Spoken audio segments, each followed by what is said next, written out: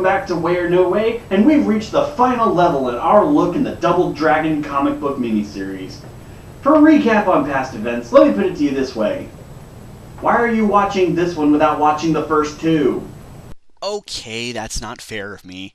In the last issue, Billy and Jimmy Lee have not only fought a dragon with swords and sticks, but have met their absentee father Stan, who I swear looks familiar, but I can't quite place it. So after reclaiming the Dragon Force, what's next?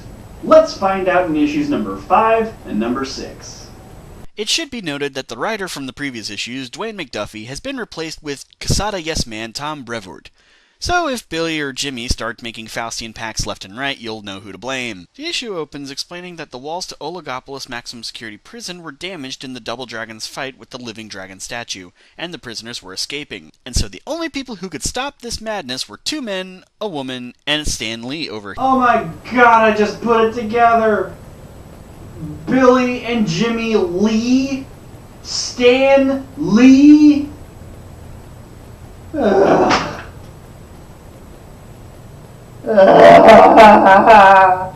Anyway, they take on the massive hordes of criminals, bantering and quipping badly all the way. The rest of the police show up, but it's after the 4 of them have already beaten up the entire mess of escapees, so yeah, great job, guys. Billy isn't sure he believes the guy who just helped him and his friends beat hundreds of criminals. I'm still not sure I buy the line you're handing out. You are the father! Were it only that simple. No, Billy and Jimmy take him back to their headquarters. Pretty fancy moves you used there, old man. Should be. Got 'em from your grandfather. I thought that style looked familiar. And with one sentence, issue 3 is rendered completely stupid. How did they not recognize their own fighting style? When asked how he knows Sensei, Stan pulls out the Tome of Exposition. Actually, it's called the Book of the Dragon. Stan then begins to explain the story of the first Dragon Force recipient. Legend tells us that in the beginning there came a time of great discord. Chaos ruled the land, and civilization fell before the sweep of its scythe. But there was one who dared cross the mountains in search of a means to restore the delicate balance twixt order and chaos. His name was Yan. During his travels, Yan chanced across one of the great dragons which made the far hills their home. Enraged by Yan's trespass, the dragon attacked. A fierce battle ensued. Begone, little dust mote, spake the dragon, for though I am the guardian of a great power, only one of perfect courage and honor is to wield it. Though small in stature, Yan fought with great skill, and when at last the dragon grew careless, he struck. Kill me then, said the dragon, and be done with you. But Yan took not the life of his fallen foe. This was the final test of courage and honor. And through his act of compassion, Yan was gifted with the heart of the dragon itself, the Dragon Force. Upon returning to his homeland, Yan found it much as he had left it, beset by evil and sorely in need of a champion. Now at one with the heart of the dragon, Yan became that champion. And in the end, he and his followers drove back the forces of darkness. Together, they heralded a new age of prosperity and well-being. He then goes into how the Dragon Force passed down through the generations from successor to successor until it reached Miranda, his wife, and the twins' mother. Stan then recounts how he and his friend Shinichi had come to train with Sensei. As they trained, the 4 became a crime-fighting quartet and all seemed right with the world.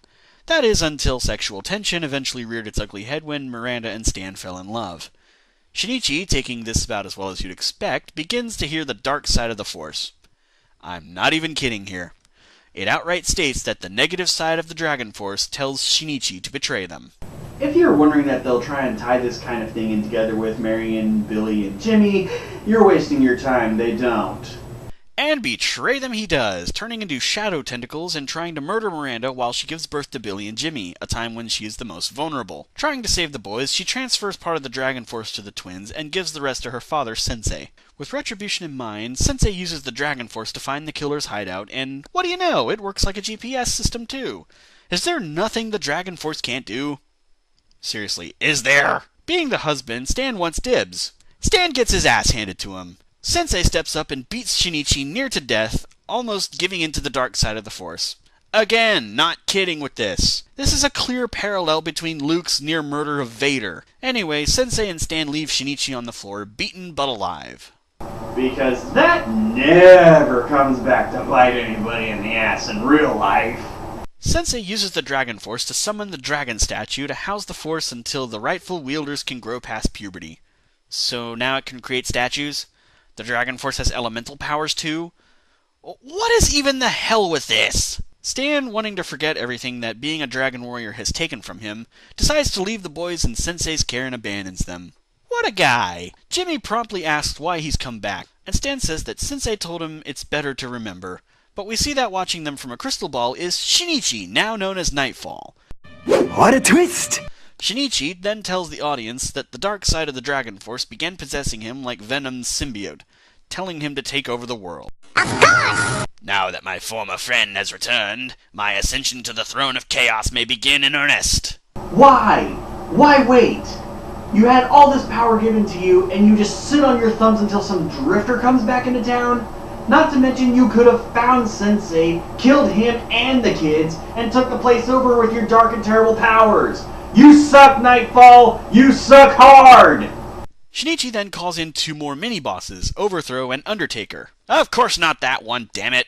He tells them to attack the Dragon House en masse to distract them while he makes preparations for something. Back at the house, the boys are throwing ninja stars at the wall when all of a sudden, ninjas fall out of the sky!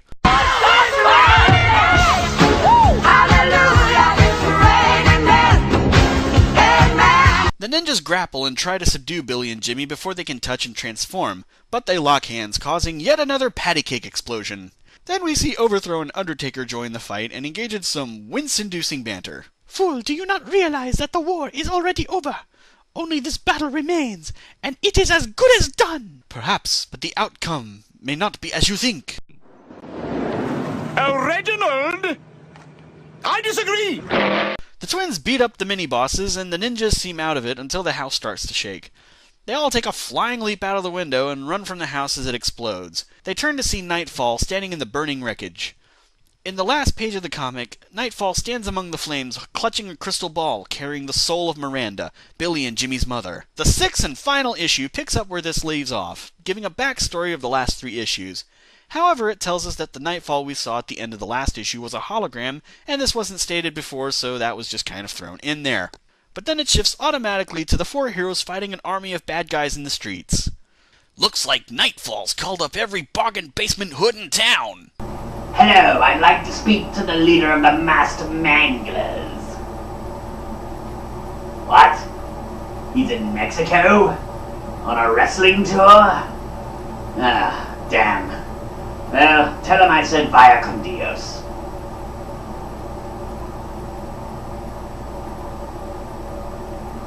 Hello, I'd like to speak to the president of the Jacob Black Fan Club. The boys decide to take out their frustrations on the mob, but Stan lets them know that, well, that's a stupid idea, and they need backup. Marion tries to call it in, but the flash riot that suddenly sprung up between issues has now engulfed the entire police department, meaning they're on their own. Not that it matters, because, once again, they've pretty much beaten up every bad guy on their block! Why do you even put that many foes in front of them if they're just going to end up kicking all their asses anyway? It's not like they even break a sweat, too. I mean, I don't care if you have dragon powers. After fighting 2 armies, you're gonna be winded. They hop on their dragon cycles and start driving to find Nightfall. Stan tells the boys to use the Dragon Force to track down the hideout like Sensei did to find Nightfall, and, of course, it works. They find Nightfall's hideout and begin to storm the place, barging headfirst right into a hallway full of mini-bosses. They mow down the mini-bosses, with Stealth getting shot in the hand again by Marion. Nice. The brothers reach the final level and the final boss battle. And here it is, the finale. The Double Dragons versus Nightfall. Their sworn enemy, the murderer of their grandfather and tormentor of their mother. How will they fight this ancient, terrible evil? By hitting his hands and feet with their faces, apparently. Yeah, Nightfall serves them some whoop-ass soup with a side order of ponage. Marion and Stan get swatted away, knocking them out of the game. Which leaves Nightfall to make the Double Dragon his bitch. but then they charge up their power for one final blow to turn the tide. Are you quite finished? Did that hurt at all? A little bit.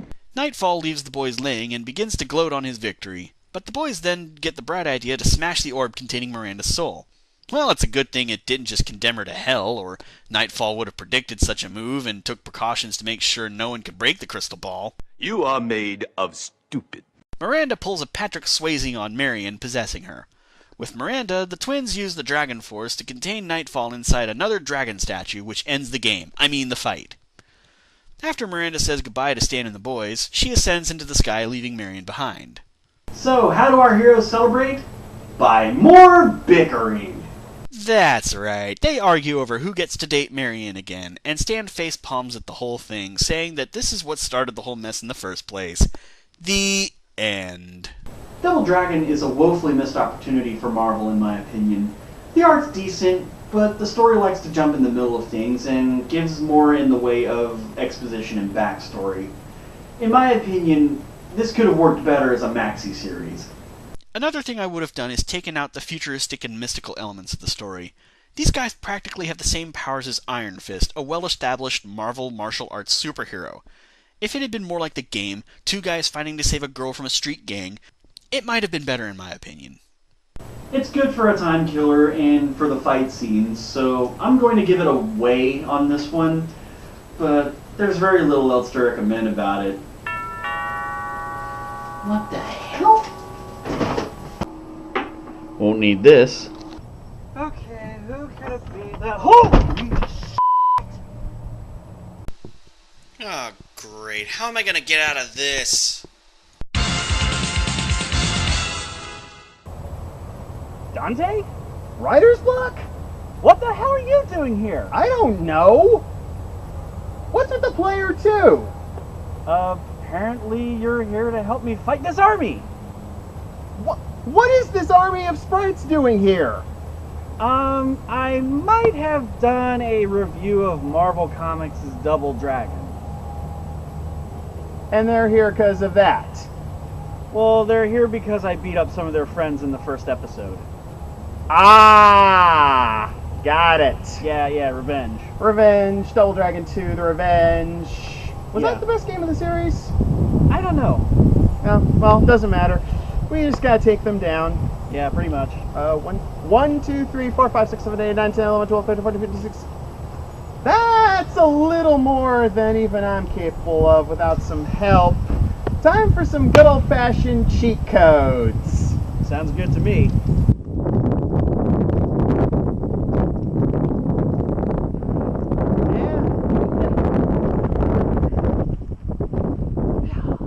By the power of Grayskull, bitches!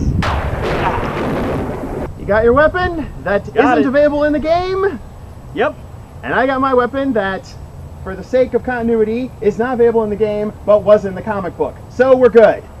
Let's get 'em! Yeah!